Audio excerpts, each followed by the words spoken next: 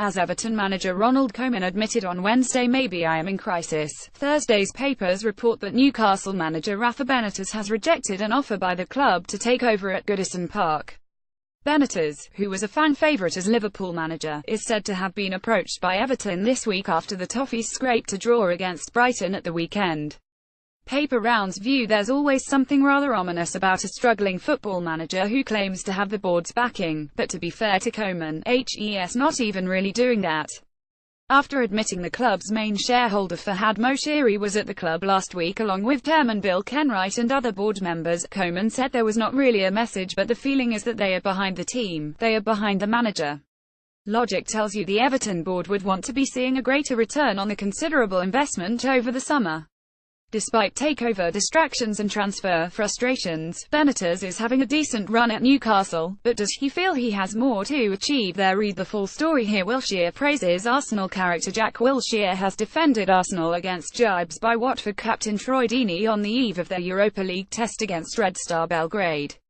Wilshere, who has recently enjoyed something of a renaissance at the club, responded to Deeney's comments that the North Londoners had no cojones following their 20-1 defeat by the Hornets on Saturday, saying nobody can question our character. While Wenger dismisses Deeney jibes and Wilshere wasn't the only person at the Emirates dismissing Deeney's scathing attack. Manager Arsene Wenger, who was angered by what he called a scandalous penalty decision during Saturday's game, defended his players, and said everyone is entitled to talk. "I love my players and I trust their strength of character to respond quickly."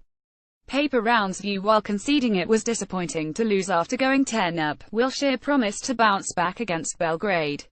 Meanwhile, Wenger pointed out that 6 wins and 1 draw in the 7 games prior to the Watford horror show proved the comments were unjust, and all teams have the occasional bad day at the office. It's true.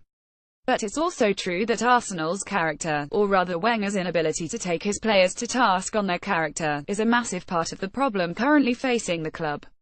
Read the full story here. FA Chiefs fighting for survival after Westminster bloodbath. Greg Clark and Martin Glenn are reportedly fighting to save their careers after it emerged on Wednesday at a Culture, Media and Sport committee that sacked former England women's manager Mark Sampson had been found to have racially abused Eni Aluko and Drew Spence, and that it had taken 3 investigations to come to that conclusion. Aluko accused the FA of almost blackmail as the committee chairman Damien Collins called for Chief Executive Glenn, Chairman Clark, Technical Director Dan Ashworth and HR Director Rachel Brace to consider their positions.